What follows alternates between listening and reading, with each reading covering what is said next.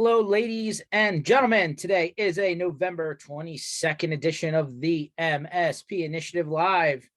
And we are, for everyone in the US side of the equation, in Thanksgiving week, which means the holidays are upon us. And there's probably only about 4 working weeks or so left in the year when you figure out that everybody takes off for that last week of the year, damn near. So lots of stuff going on, and, always something to talk about in MSP land. Just some quick housekeeping, as you do in the beginning of all of these sessions. Check out mspinitiative.com.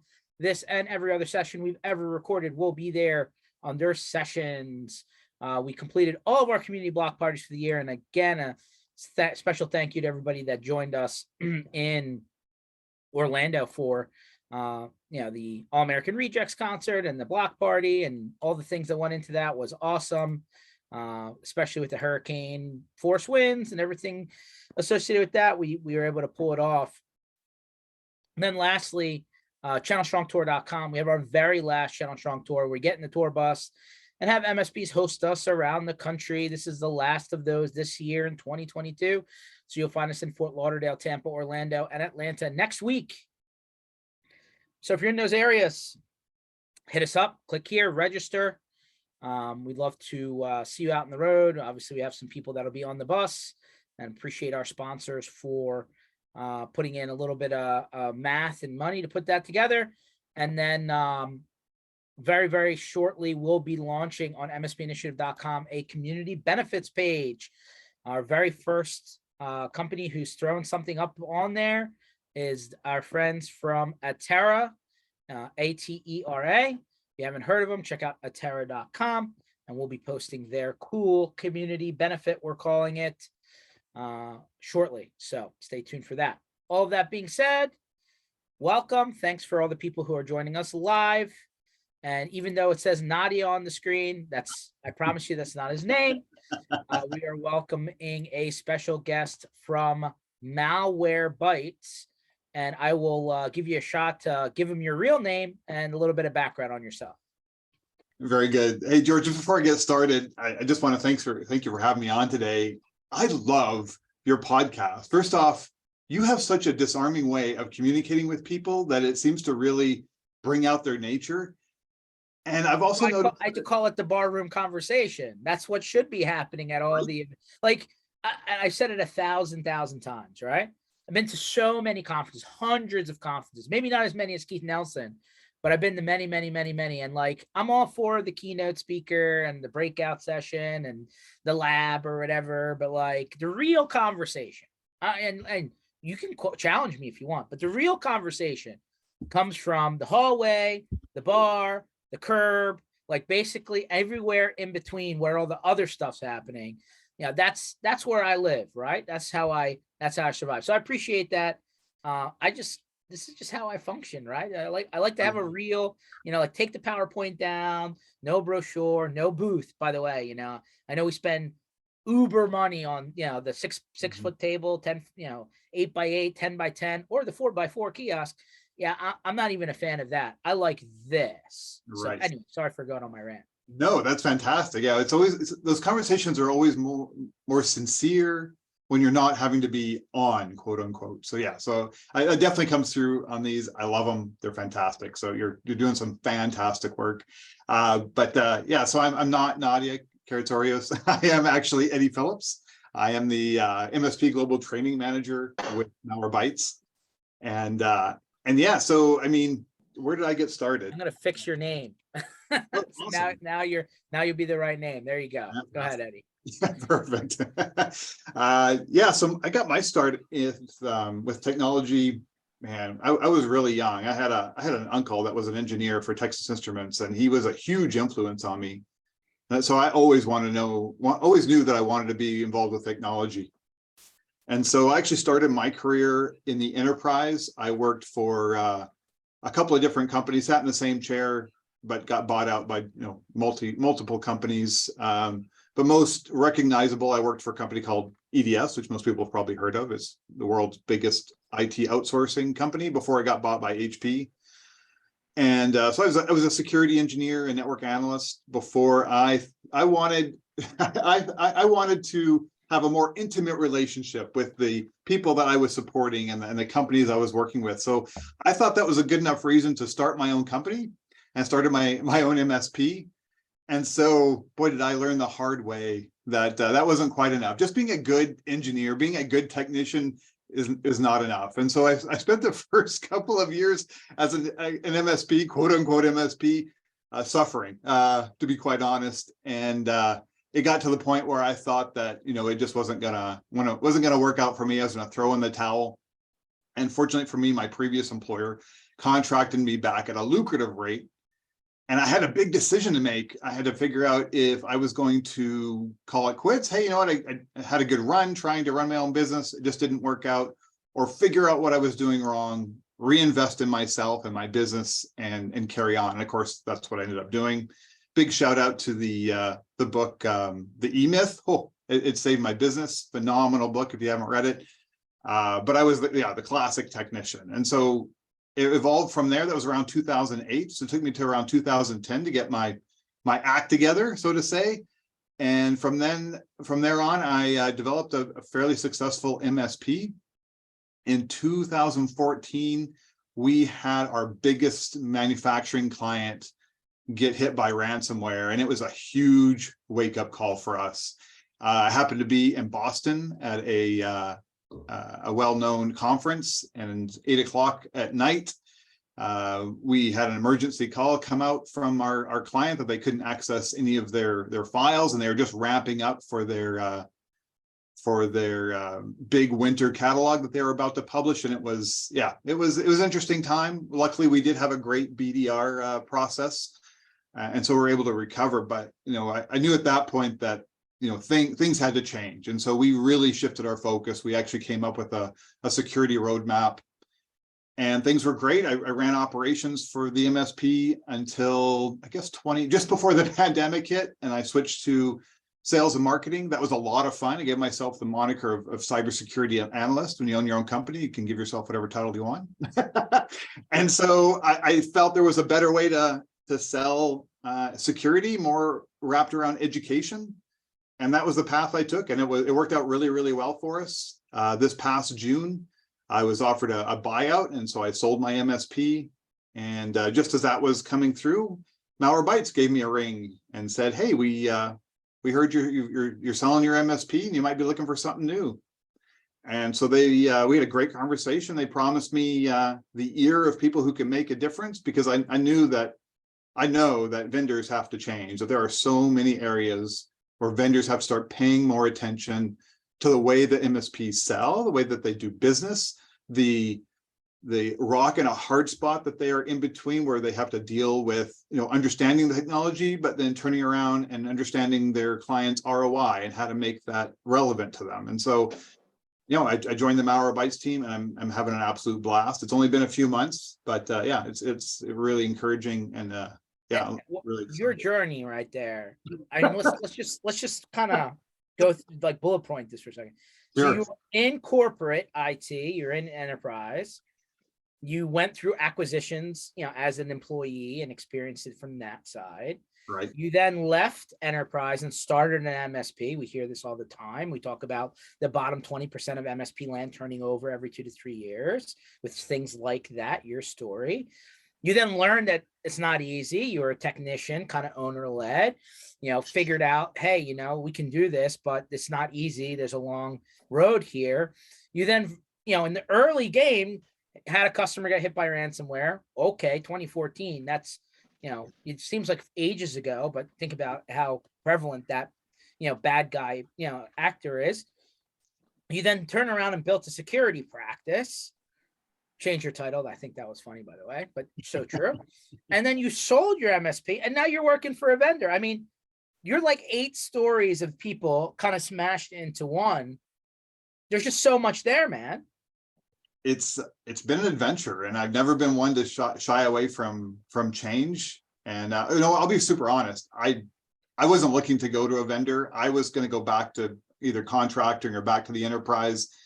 And if it wasn't for the very convincing people here at Malwarebytes, that's probably where I would have ended up. But now I'm excited to be on the dark side. I mean, the vendor side. And yeah, it's Okay. for sure. I love this. And by the way, if anybody wants to pick Eddie's brain, don't hesitate to jump in. But let me throw a couple of things at you because, I like to learn from other people. I'll be honest. And if anybody's been following me for any, period of time, I've learned a lot of what I've learned on my journey the hard way. Just a stubborn guy that just, had to hit the wall a couple of times before I said, no, maybe there's an easier way. And then it's like, maybe it's okay to learn from other people. So let's learn from other people. What was, now that, you've sold your MSP, by the way, I hope that was very successful for you after what seems like what, 12, 13, 14, 15 years? What was, I don't know, forget the math on that. Yeah, 14 years. Wow. So you put in the time, right? You got your hands dirty, no question about it. And when your you started by yourself, but when your MSP sold, how many people were in it? Oh, so there we had our, let's see, 4, 5, 6 of us, I guess, all together. Okay. And how many customers were under management under the 6 of you? We were looking at around 15. Okay. They ranged from anywhere from 25 to 200 endpoints. Okay. And then like total endpoints under management. 750, I want to say, if I remember correctly. Okay. So not a mega MSP, but like when you decided, were you like somebody knock on your door? Or did you actively go and look for buyers? So they came knocking on my door. Yeah. Okay. Yeah, for sure. And then like, did you, like when that one company came knocking on your door, did you go out and try and find other people that were kind of going to be part of the buying process, or did you just work out your deal with that?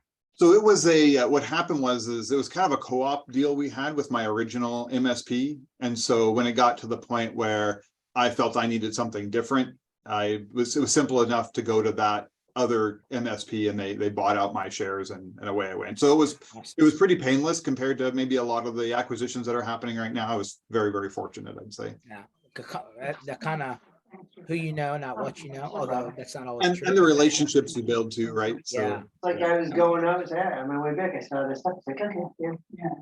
I'll mute Greg. He can come back and talk later. So that's awesome. Not everybody's in that position. When you so I'm going to touch a couple points here on the selling your MSP. So the 6 people that were in the company, I don't know if you were one of the 6 or it was you plus 6, but were the remaining people in the company, they're still with the acquiring MSP then, or did everybody's still there? Okay, cool. So like it's kind of like when I talk to a lot of people who sell, part of the, the remorse comments I get are, I wish I had structured things so that my people were in a better place after the deal. And I think a lot of people forget that, because all the math and all the energy is built on the actual transaction, like what happens to the organizational part afterwards. But anyway, that's cool. If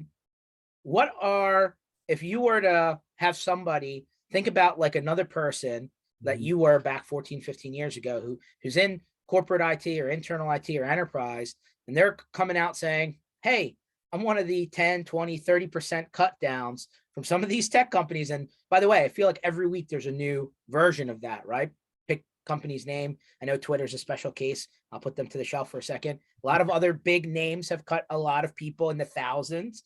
So if you ran into one of those people and they said, hey, I'm thinking about starting an MSP, having gone through your journey, give me the top 1, 2, 3 things of advice you would give that person.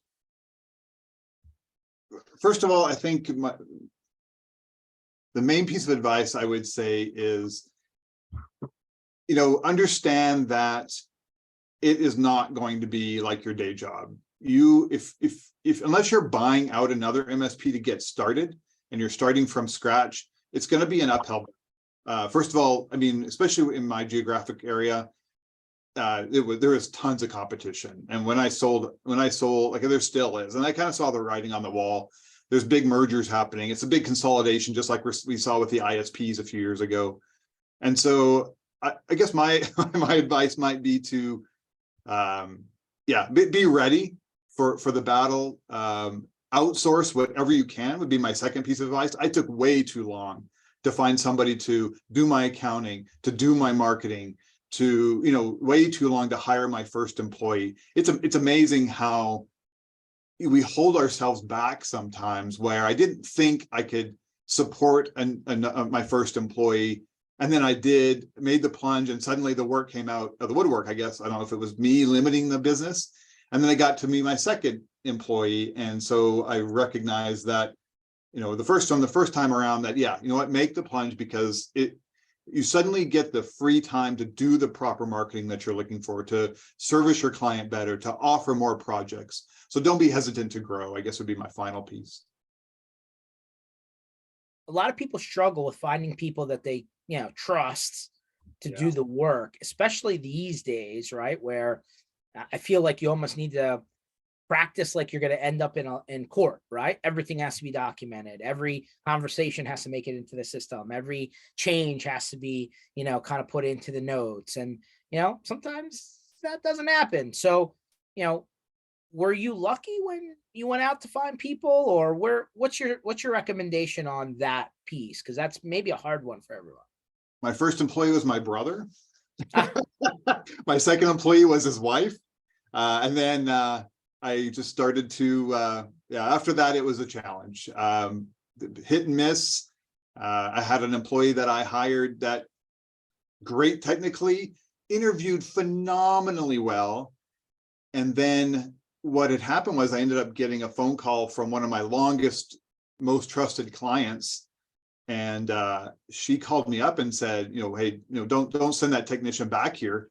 He speaks down to me. He's got a real problem. And so we don't want him back here. And I hung up the phone, and I literally hung up the phone, and it rang again. I picked it up, and it was another longtime client. Don't send that technician back here. I was like, oh boy, here we go. So yeah, so we've struggled. We got burnt a couple of times. And it's a slog, and it's tough. Like some people have that ability to interview really well, have that technical knowledge, but just don't have that personal, right? They got to balance that left brain, right brain. And then after that, we put a lot of weight on references after that.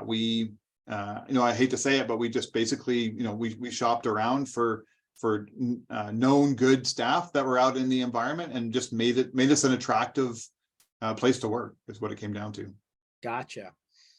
On the 2014 then realization that you needed to build out a security practice, and I would say that was pretty early on, but you had a good reason, right?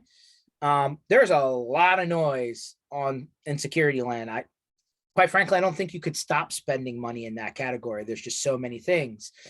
How did you and even, like I'm thinking 15, 16, 17. I mean, the story is even different now in 2022, I think. But how did you balance cost versus actual deliverables? Because I feel like, all of the vendors that you have to rubber band together to do managed services properly, probably double it when you start talking about the security side. So how did you go about it?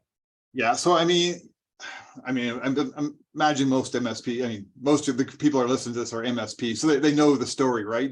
As an MSP, you are stuck in this really strange position where you're responsible for understanding the bleeding edge of the latest security in IT.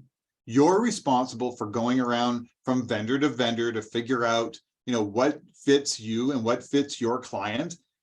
And then you go through that painful process of onboarding and documenting and training your staff. And that's just the beginning. And then you got to turn around to your clients and convince them, right, that what you're presenting, is in their best benefit. That you're not just coming back and, targeting their bottom line, right? You have to build up that case. Or the way I approached it was more along the lines of building up that education. And this this might have more to do with the way that I communicate and the way that I was never really drawn towards, cold calling. I'm not a sales, I never considered myself a salesperson per se, but I'm definitely an educator. I've always been eager to share the knowledge. And so what we did was we did something really interesting, is that, and this is what I recommend to a lot of MSPs, is you want to sell your newest, security feature, whether it be MDR or SASE or whatever it is. It's kind of like, what's the best time to plant a tree? Well, 20 years ago, right? So sell your security 5 years ago. And so what I mean by that is what we started doing was, and what I've kind of termed it now is we took ownership of our clients' cybersecurity culture.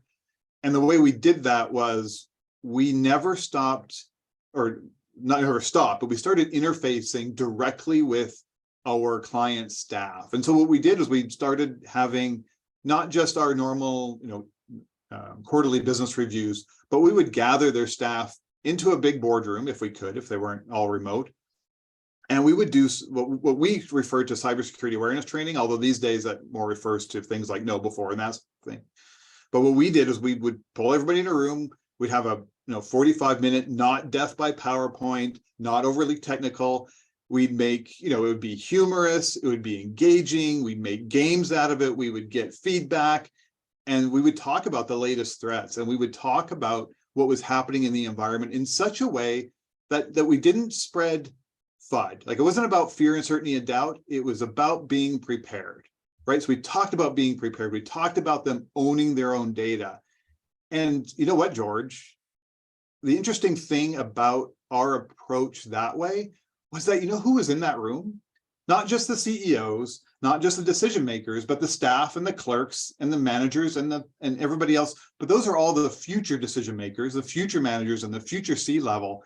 And what we found is as we communicated and as we took and expressed that cybersecurity culture, when it came time to come back to them and say, hey, you know what, Mr. CXO, things have changed. Like, when the like, especially right now, here's a great example with the, whatever we're going to call it, the recession. I'm not sure what the PC term is for it right now, but is coming. And when we had it in 2008. By the way, I call it a recession. Take it for okay.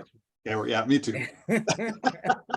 So in 2008, when we had that recession, cybercrime skyrocketed. So if you're talking to your clients right now, man, use that as a refer back, right? Use that as the springboard to start talking about, cybersecurity. And that's really how we started to balance and communicate without actually talking about price. Obviously it would come, we'd go there eventually, but once you've got their heart and their mind wrapped around cybersecurity without killing them with all the details and the TLAs, right? 3-letter acronyms, then you can, it's easier to sell them on it. It's easier to get them to understand it. Sorry, that was my long. No, I mean, listen, everybody's at a different stage, right? I always called Paul Dipple, and Paul, I know you're out there somewhere and probably not listening to this. I always called him Dr. Doom, right? Because like every time you thought you hit a benchmark, it's like, oh, now you have a whole new story you got to work on. And it's like, dude, I can't. Every time I turn around, I'm working on, what makes Dr. Doom say it's good. But like everybody's at a different maturity level, right? Sure. And like, no, everybody can follow everyone else and hope that they get to the same place. Likely not the case, by the way, because everybody has different staff, different levels of expertise, different time, right? Sometimes you said you didn't have the time to invest to go down this road. Some people do these very quick check boxes to say that they have what they need, and they find out they don't. So, I hate to say that people go down the trade show floor and just swipe, but it happens all the time. And like, no, lo and behold, 6 months later, they're like, oh, we never even turned it on, right? We've been paying, and like we never actually implemented whatever it is, and then they just shut it off. So, I've seen that cycle happen so many times, and I know different MSPs like set certain times of the year to do evaluation of new products, or they have a team of people or 2 or 3 people that set to kind of decide as a group what's good, what's not. I've seen all sorts of different permutations of this across different sizes of MSPs, but back to the word that you said, bleeding edge. There's some truth to that, right? Like, unfortunately, what we are getting at the small business side of things, maybe enterprise has crossed that bridge years ago, right? Like it just didn't get to us fast enough, or it didn't become economical, right? To the point where people are willing to pay. But I think we're in an age now where there's all of these startup companies and all these venture-backed companies that have kind of spun up from the ground up rather than the top down. And now we're starting to see things that maybe, we wouldn't have seen 5 years ago pop up, right? So Absolutely. And I think part of the challenge to all of that, Eddie, I don't know what you did in your MSP. I'm going to ask you this next, but how'd you keep up with it? Did you go to a ton of events? Did you watch certain publications on a regular basis? Did you have a group of people, in MSP land that you collaborated with on a regular basis? What, or was it a combination of everything? How did you try to keep up? Yeah, it really depended on the solution and what we're after. So for example, when we decided to choose our endpoint, we would first look at things like MITRE ATT&CK evaluation. And then, so that would help us kind of, give us, point us in the right direction. And there's a whole bunch of them in the top right corner. But we were very allergic to adding vendors. So we always wanted to be very, very lean vendor-wise. As one of my business partners said, we only want one throat to choke as much as possible.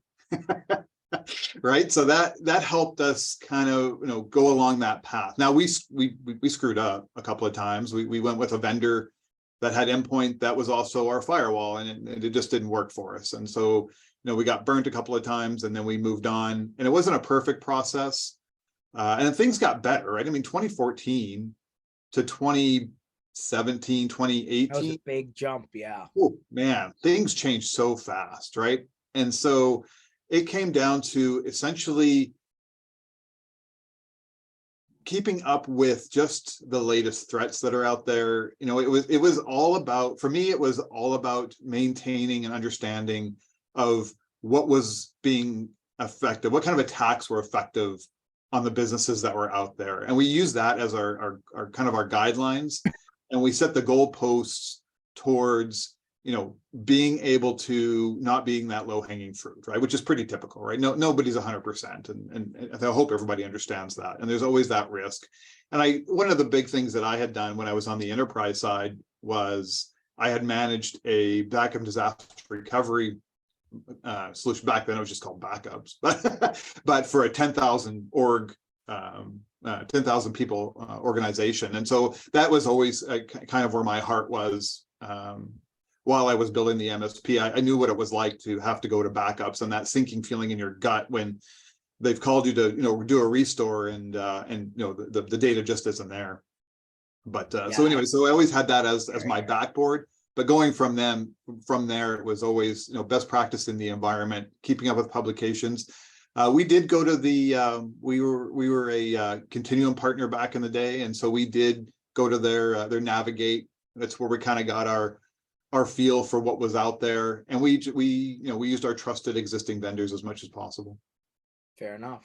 I forgot, you said in your area, where were you based from an MSP? Oh, in Winnipeg, Canada. Ah, there it is. Yeah.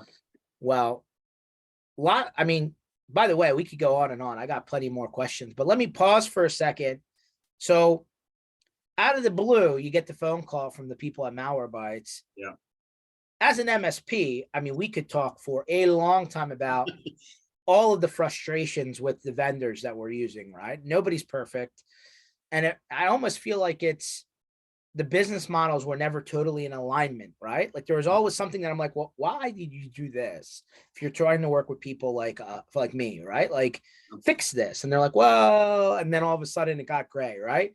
So before I go into Malwarebytes and why you chose to go to Malwarebytes, if you were to give vendors, now that you're on the other side, curious to see what you say, what's your top pieces of advice for vendors who work with the IT or MSP channel and what they should be doing better?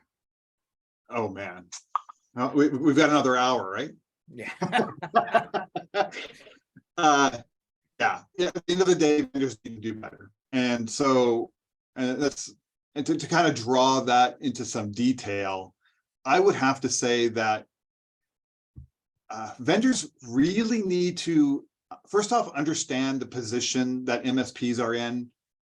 Like I talked about the features and we talk a lot about how MSPs are in that position of trying to translate between the vendor and the features and the security to their clients. And I think that would be the first and foremost. Vendors need to understand that position that they're in and feed to them as much as possible the type of information that they can use in order to turn around and communicate ROI in better detail. I see a lot of marketing hype around reduce your client's ROI, but the how just isn't there.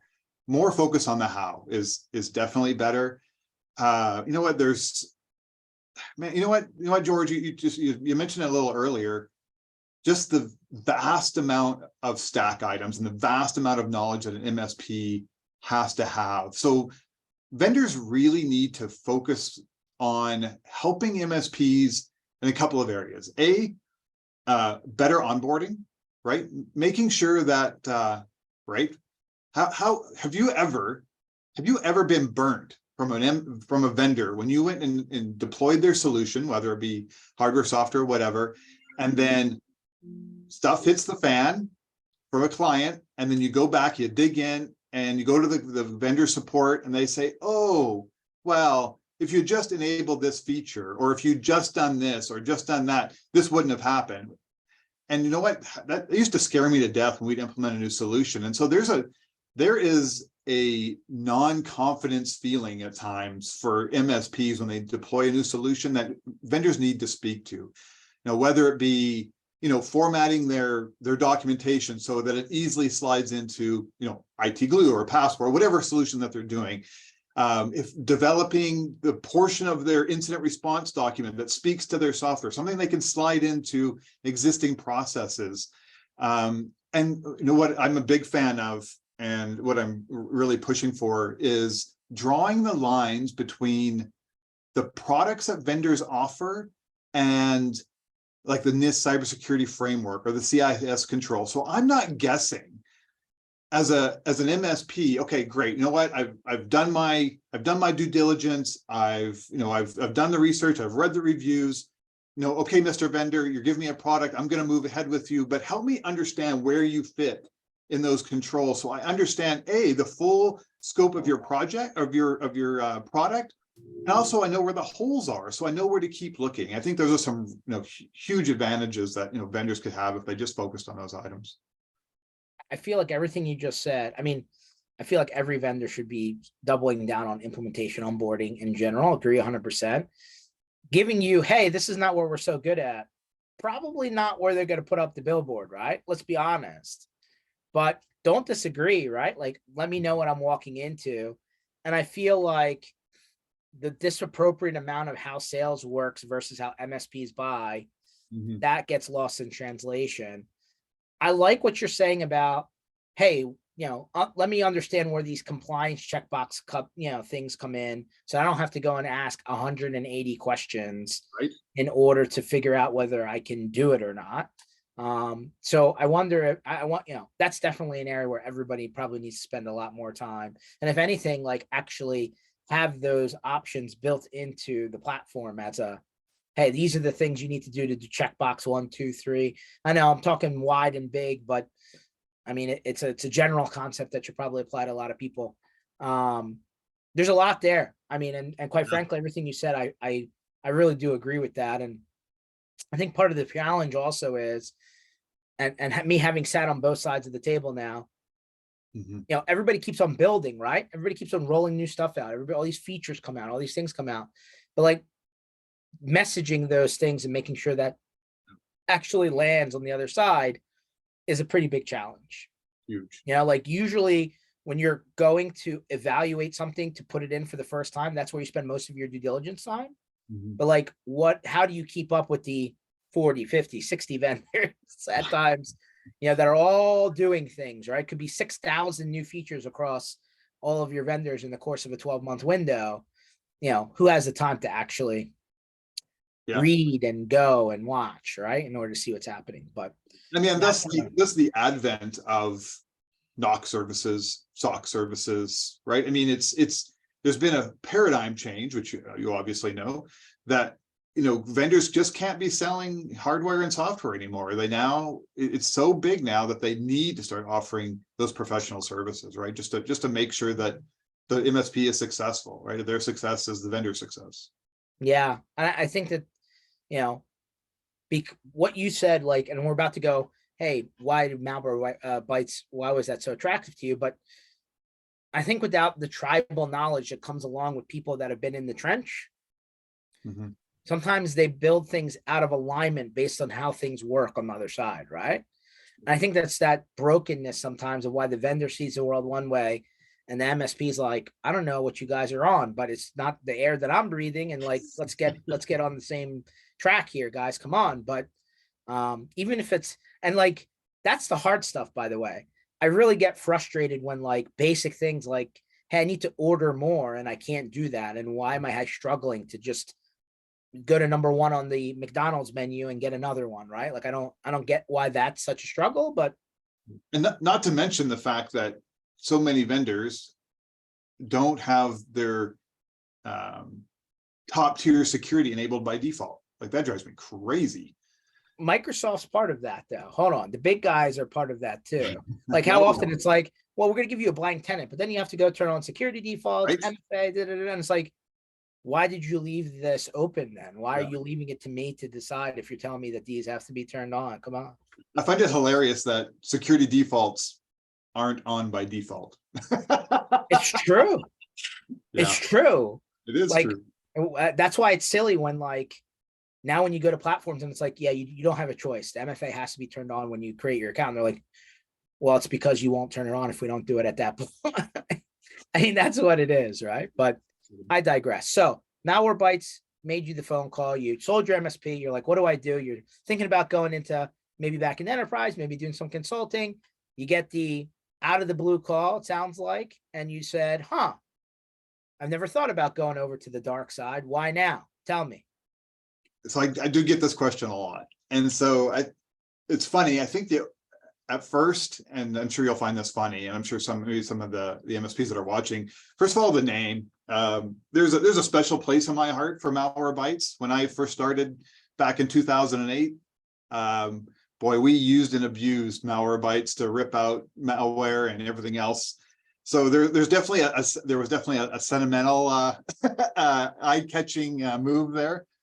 But then when it got down to the brass tacks and I had to make that decision, it really took me speaking with the leadership and understanding that they were actually willing to make changes based on,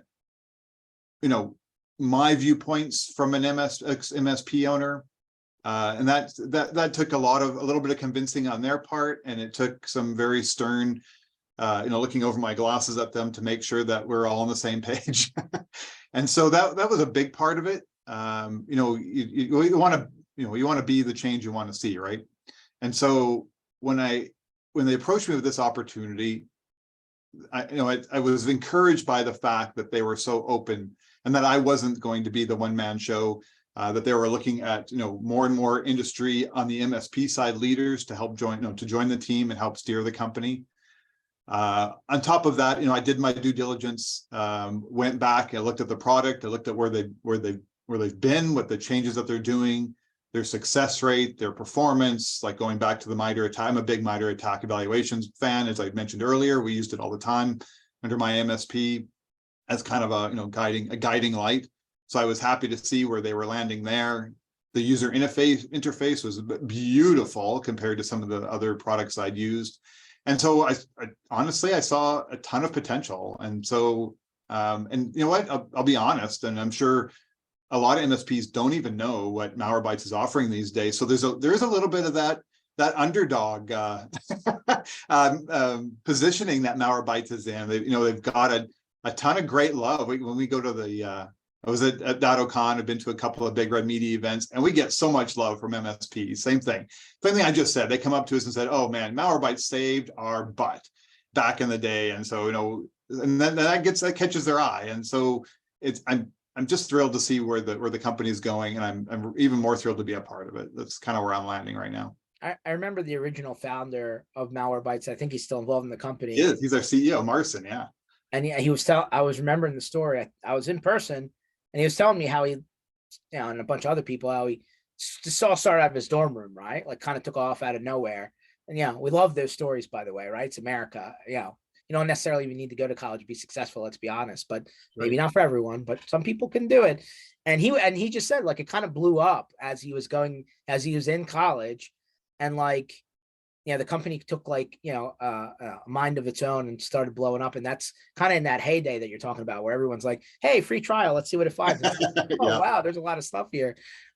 It sounds like, obviously they've done well as originally it was like a second opinion scanner, I call it, right? It's what the antivirus companies didn't pick up, right? Like the definitions based guys. But then, they did raise a ton more money, and I feel like they've started, they've been going through this platform conversion approach, if anything. So maybe you can just give us an idea of past the screen that we all know and love, right? And after the trial, you need to buy. What else is there today? Oh man. And so I love this conversation because it takes a lot of people by surprise. And so the original product that everyone used back in the day, they've termed it incident response.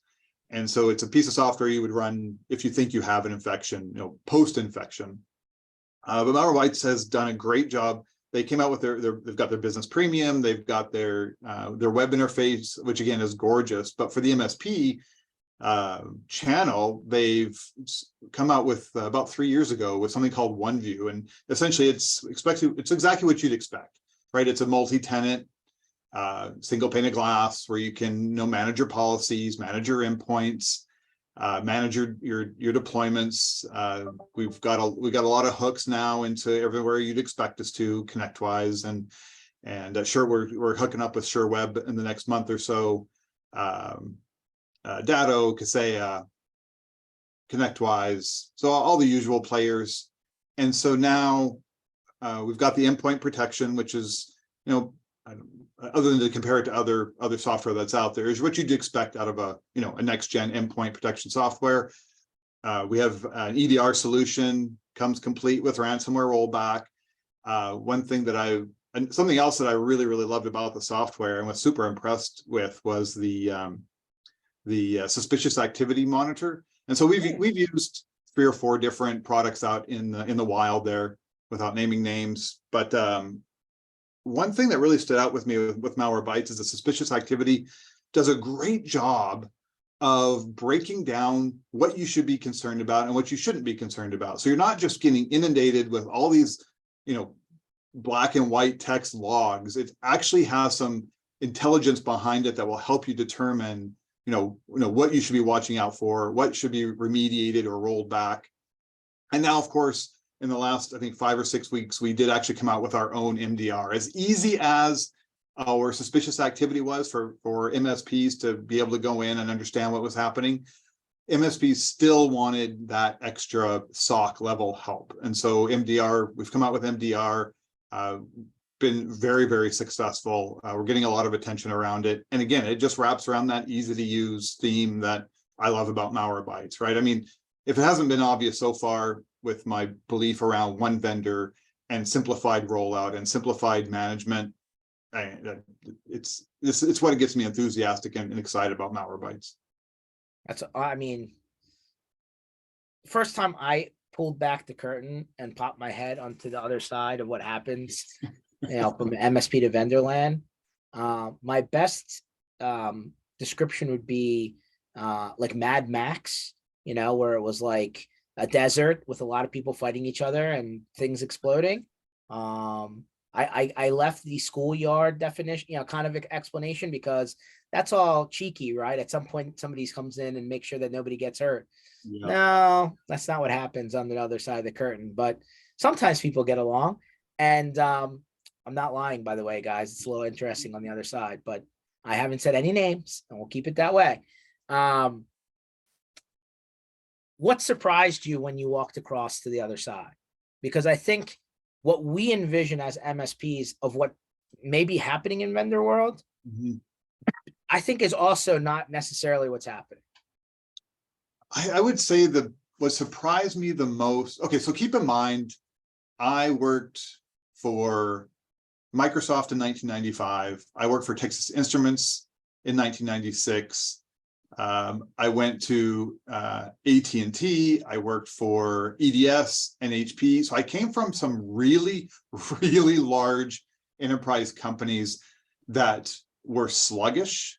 One of those companies I just listed had we used to have ID badges. and everybody, based on how long you'd been with the company, it was a different color. And it promoted this like terrible culture around, oh, if you didn't have a gold badge, meaning 25 years, you were looked down upon, but your opinion didn't matter.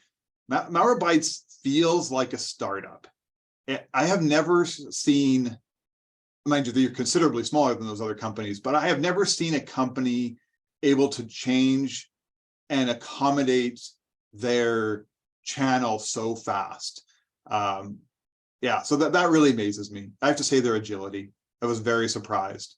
Yeah, well, that's good. That's actually a positive thing, because we all know sometimes it takes forever for larger companies to make moves. And when we think larger, right, I almost have to remind people that if you took the top 5, 6, 7, 8, 10 companies in, I call it the MSP IT sandbox, Yeah, about 10,000 employees.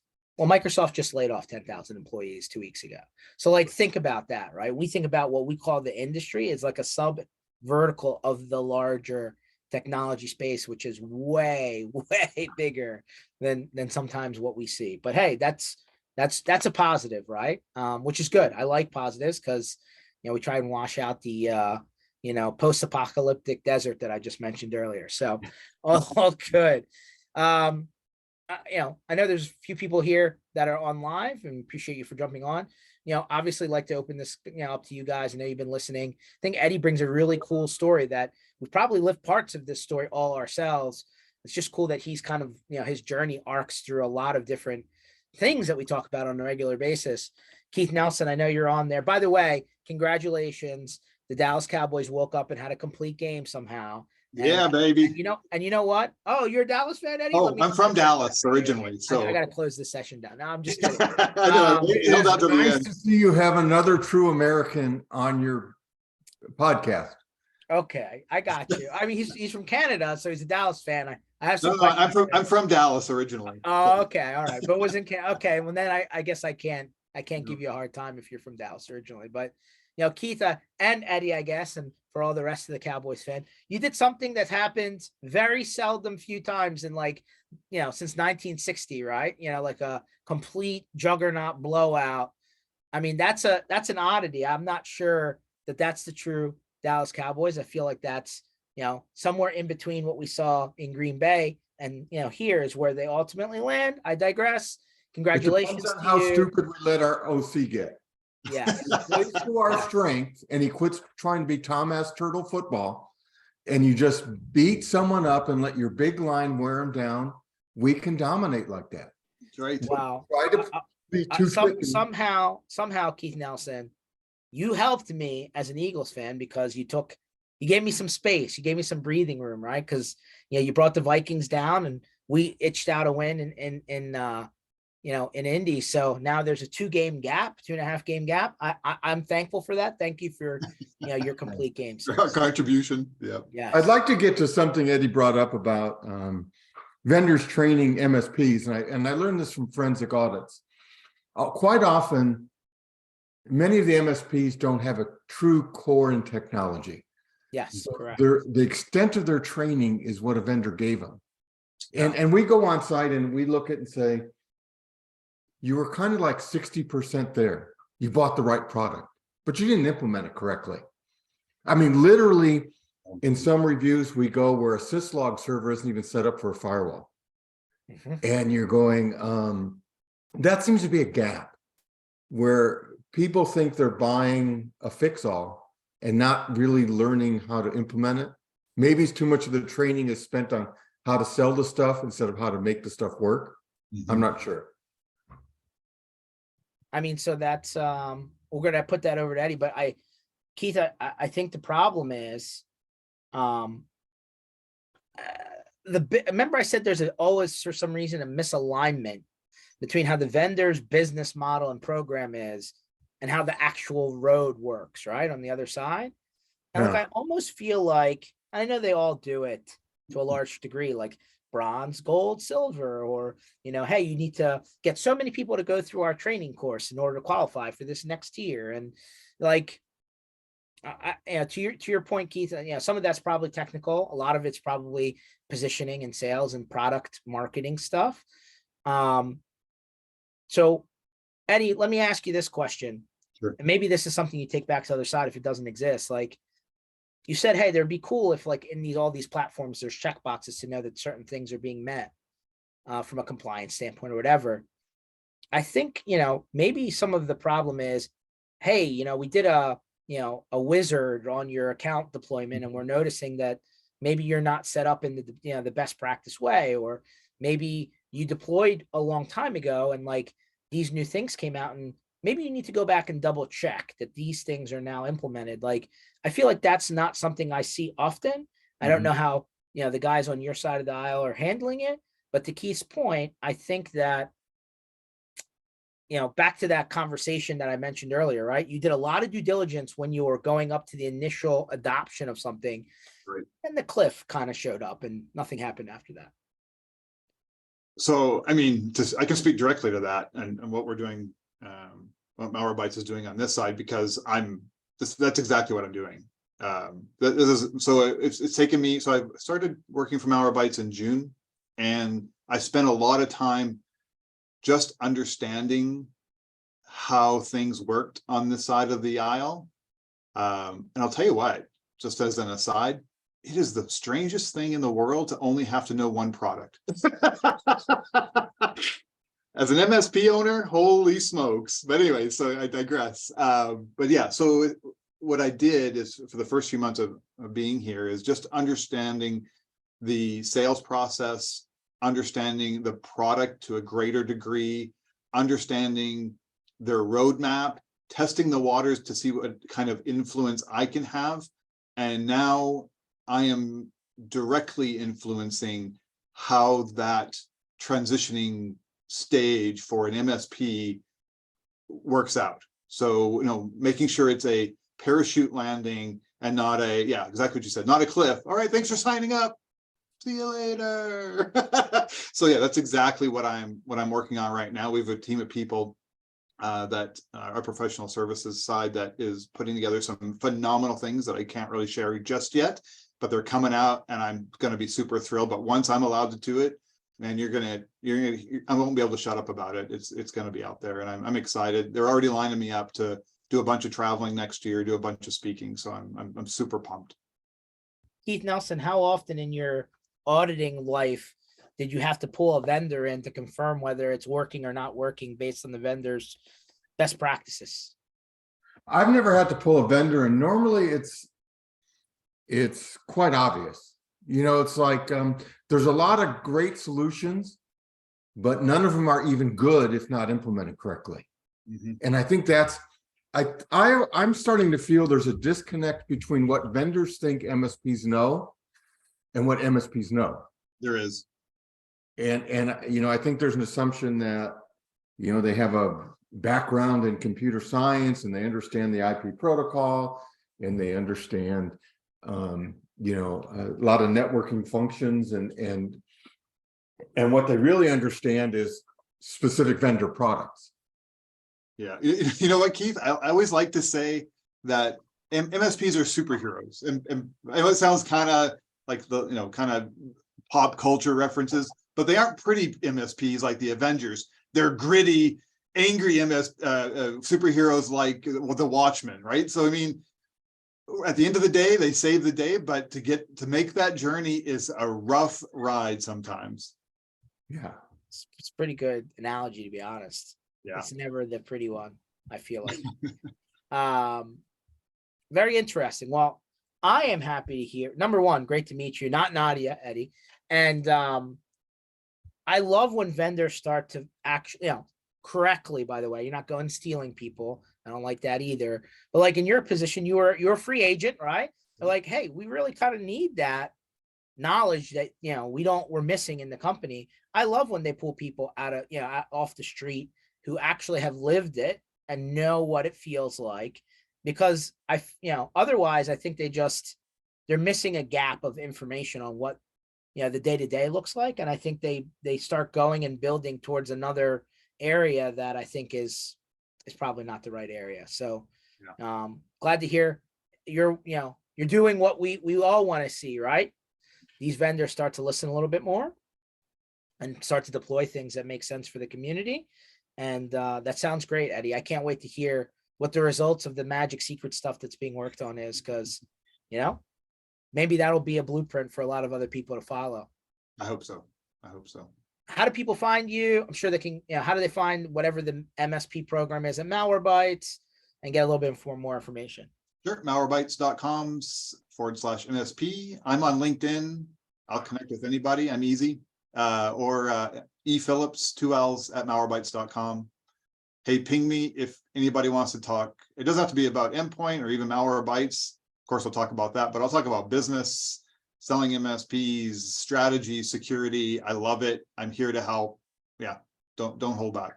Hey, guys, opening the door. It's up to you to walk through it. And like I said earlier, you don't always have to learn the hard way. And there's a lot of like specialists out there, especially like he just said, hey, selling MSPs is one of the things he's gone through. Yeah, there's a lot of specialists out there. We bring them on the show, right? Like Reed Warren from IT Valuations and Brad Gross, the legal guru, and all these guys. And they're great guys, but there's another part to this, right? And I think that, you know, talking to somebody else that's actually gone down the road, not a bad idea. So I'm not just saying that's the only topic, but learn from other people in the sandbox, guys. That's how you can maybe get ahead a little bit. So Eddie, thank you for coming on. Appreciate you. Everyone else, this session was recorded. You'll find it at mspinitiative.com under sessions. Just give it a little bit of time. We're going to upload it there. And we're going to keep doing these Tuesdays, Thursdays, 1 o'clock Eastern time, all the way through the end of the year. Working on 2023. Can't wait. I hope that like people are still going to be out and about, and like it's not going to be doom and gloom with, you know, economics out there, because I think we got some cool stuff we're starting to bake out for next year. And obviously want to see people like Eddie on the road, and of course Keith Nelson. And if he doesn't have a cigar, put one in his hand. Definitely. Thanks All a right, lot, George. guys. You're the best, man. Appreciate you guys. Take it easy. All right, guys, have a happy Thanksgiving. You You too. too. And remember the Cowboy game. Cheer for Amen. America. We'll be watching. Don't worry. Yeah. All right. Talk to you.